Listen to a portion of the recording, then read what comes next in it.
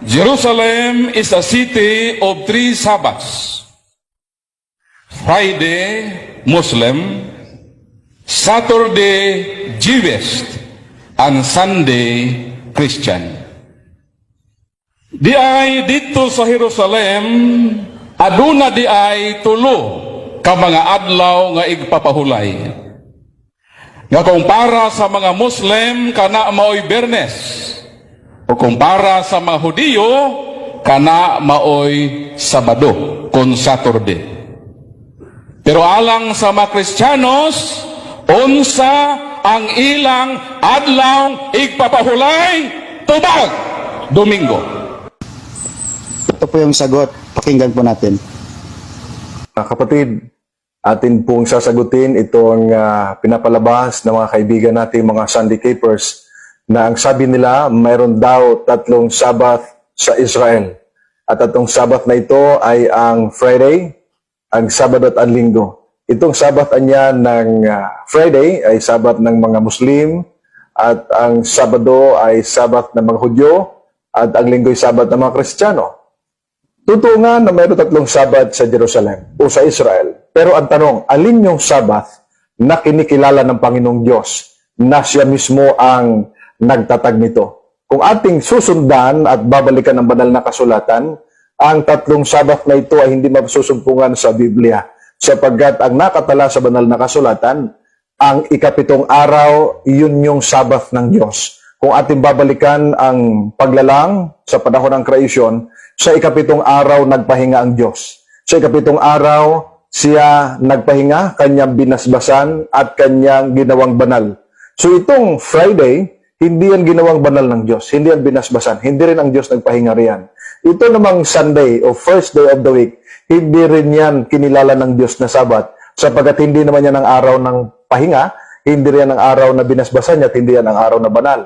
Ang ika-7 araw na inutos ng Diyos sa Exodus chapter 20, verses 8 hanggang 11, na kung ating susundan, ito yung araw na pinagpahingahan ng Diyos, kanyang binasbasan at ginawang banal. At higit sa lahat, kung inyong mapapansin dyan, ang sabi sa verse 10, ngunit ang ika-7 araw ay Sabbath sa Panginoon mong Diyos. Alin po ang Sabbath sa Panginoong Diyos? Yun pong ika-7 araw. Hindi yung ika-6, hindi yung unang araw, hindi yung ika-6 na Friday, hindi yung unang araw na Sunday, kundi yung ika-7 araw na kung tawagin sa atin ngayon ay Sabado. At yung mga 3 Sabbath na sinasabi niyan, mga Roman Catholic po ang nagbanggit niyan, na para palabasin na tama rin yung Sabbath nila na Sunday.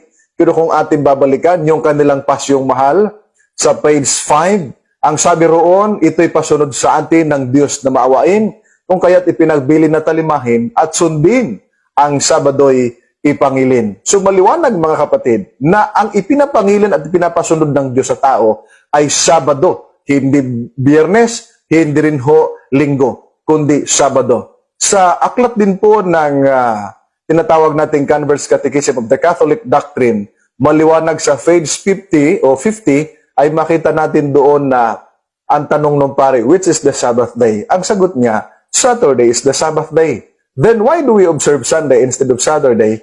Because the Catholic Church, ang sabi roon, changed the solemnity o transferred the solemnity from Saturday to Sunday. So ang nag-transfer ng kabanalan, hindi ang Diyos, mga Katoliko. Malilipat ba? O bababaliwala yung ginawa ng Diyos? Hindi ho, sapagkat ang Diyos ang nagtatag, siya ho ang nagpahinga, siya ang nagpabanal niyan. So walang ibang araw na banal at walang ibang araw na kinikilala ng Diyos na Sabbath, walang iba kundi ang ika-7 araw ng Sabbath. Kung kaya mga minamahal na mga kapatid, kahit na maraming Sabbath kinikilala ang tao, kahit na araw-araw Sabbath sa kanila, walang ibang araw na itinakda ang Diyos na dapat na ipangilin ng tao, na dapat sundin ng tao, ang ika-7 araw ng Sabbath, at yun yung Sabado. Meron din nagsilitawan ngayon na ang sabi nila, yun daw si Kristo ang siyang Sabbath natin. Mali rin yun. Wala sa talata ng Biblia na si Kristo ang Sabbath, mga kapatid ko. Kaya, kung gusto ninyong tuklasin ang katotohanan, huwag kayo makinig sa dictionary na sasabihin nila na ang Sabbath ay 3 sa Jerusalem. At totoo niyan mga kapatid, sa aklat ng Muslim, sa kanilang Holy Quran, ay makikita natin ang Sabbath ay Sabado, na ang sabi roon mga kapatid doon sa mga hindi sumusunod o lumalabag sa araw ng Sabado ay tatawaging mga unggoy, mga kapatid, sa Al-Baqarah, no? Sa Surah Al-Baqarah 265. Kaya makita natin, maging sa aklat ng Muslim, sa Surah Al-Baqarah, ang Sabado, ang Sabat. At huwag itong lapastanganin sapagkat ang tawag sa mga lumalapastangan sa araw ng Sabat o yung Sabado ay unggoy ang tawag. Papayag ba kayo tatawagin kayo unggoy? Kaya nga, ang sabi ng ating Panginoong Hesus ang Sabat ginawa para sa tao. Anong araw yon? Ikapitong araw. Noong ang ating Panginoong Hesus ay narito sa lupa, ang kanyang pagpunta sa sinagoga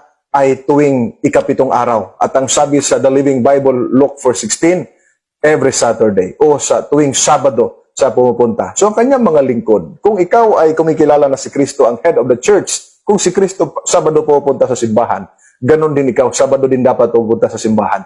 Hindi linggo, hindi kayo magpanagpo ni Kristo. Kung nasaan ang ulo, naroon din dapat ang katawan. Dahil si Jesus Christ, ang head of the church, dapat tayo na mga tao, sumampalataya sa Kanya, at kabilang sa body of the church ay, mga kapatid, dapat tayo ay naroon kung nasaan ang ating Panginoong Hesus. So, kahit na tatlo ang Sabat na binabanggit sa Israel, na nasa dictionary, Friday, Saturday, and Sunday, ang tamang Sabat po dyan, yung ikapito, yung Sabado. Maging masunurin tayo, sapagkat ang tungkulin ng tao sa Diyos ay sumunod sa kanyang mga utos. Ecclesiastes chapter 12, verses 13. Nawa ay nakatulong ang ating video na ito. God bless you and ingat.